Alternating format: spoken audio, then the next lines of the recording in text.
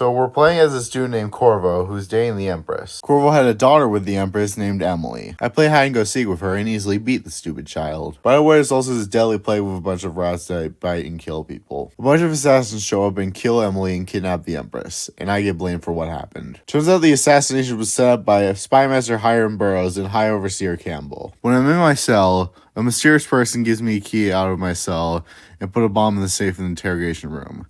After killing some guards, I get the bomb and use it to blow up the doors and escape to the sewers. I managed to find some gear that strange people laid out for me. Then I managed to meet Samuel. He takes me away to the Houndbits pub. It's there that I meet Admiral Havelock and Trevor Pendleton. We then meet Piero, who gives Corvo a mask. Corvo then goes to sleep, only to wake up in the void and meet this guy named the Outsider. The Outsider gives me a mark with superpowers. He also gave me a magic heart that can help me find more runes to gain even more powers. I work into my room being stacked with elixirs and bone charms and stuff like that. Now we have to assassinate High Overseer Campbell. We also need to get his private journal, the Black Book. I also got a side mission from this lady named Callista to save her uncle, Jeff Curnow, who's going to get assassinated by High Overseer Campbell.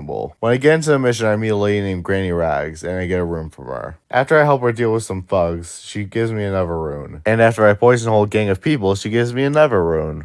We then free Teague Martin and get into Campbell's house. Unfortunately, the plan to save Curnow requires sleep darts, which I don't have, so when Campbell plans to poison Curnow, I make sure both glasses are poisoned so they both die, and then I steal his book. I then escape the area, stop two overseers from killing an innocent woman, and leave. So the next morning we have to deal with some people infected with plague that are called Weepers. I mercifully kill them, then find a rune. Now we have to kill Trevor's older brothers, Morgan and Custis. For some reason I decided to go without visiting Piero. After a bunch of deaths and me having to switch from normal to easy, I succeed. I find Emily and we head back. Then Trevor decides to whine about his dead brothers, which he asked me to kill. Now I've got to capture Anton Sokolov. After finally visiting Piero, we're off. I successfully sneak into Anton's house and drug him. I sneak him to Samuel, and now I go back to bed. After giving Anton some good old-fashioned torture, he reveals that our next target is Lady Boyle. I managed to successfully kill her after finding out her identity. After all my work, I finally get to kill the person behind everything, Hiram Burroughs. Instead of killing him, I decided to expose him for everything he did, and he's arrested. For once, no one had to die, other than a few worthless guards. After our turn, Havelock, Pendleton, and Martin poison me. They want control over Emily and want me out of the way. Samuel saves me by only giving me half the poison, but he seems weirdly mad that people got killed during my adventures. Like, what did you expect? So anyway, I'm put on a boat and picked up by Dowd, the man who murdered the Empress. He throws all my gear into a hole and then I get knocked out. After a talk with the Outsider, I wake up in a hole. I break out and find myself guarded by a gang of Weepers, which I kill and get my stuff back. I then venture forth to find and kill Dowd. I find a room full of dead overseers and an evil plant that shoots acid. I kill Dowd, grab his key, and escape to the sewers. After going through a whole town of Weepers, I make it to the Houndbits pub. There I find this lady named Cecilia, who I've never seen, who pretends to know me.